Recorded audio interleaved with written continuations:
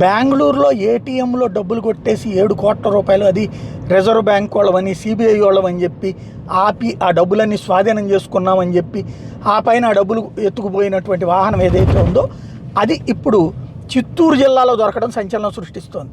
బెంగళూరులో ఏటీఎంలో నగదుకి సంబంధించినటువంటి దాంట్లో 7.11 కోట్లు కొట్టేసిన 6 దుండగులు డబ్బుతో పరారైన ఇన్నోవా వాహనం గురువారం చిత్తూరు జిల్లాలో లభించింది.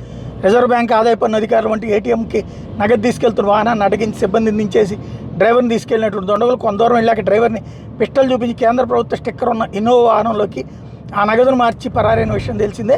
జీపీఎస్ ఆధారంగా దర్యాప్తు చేపట్టిన కర్ణాటక పోలీసులు చెన్నై, బెంగళూరు రహదారిలోని చిత్తూరు జిల్లా గుడిపాల మండలం 190 రామాపురం చర్చి దగ్గర యూపీ 14BX2500 నెంబర్ గల ఇన్నోవా వాహనం ఉన్నట్టు గుర్తించారు. ఇన్నోవా అక్కడ ఆపేసినటువంటి దుండగులు డబ్బును మరో వాహనంలో తీసుకెళ్లినట్టు అనుమానిస్తున్నారు.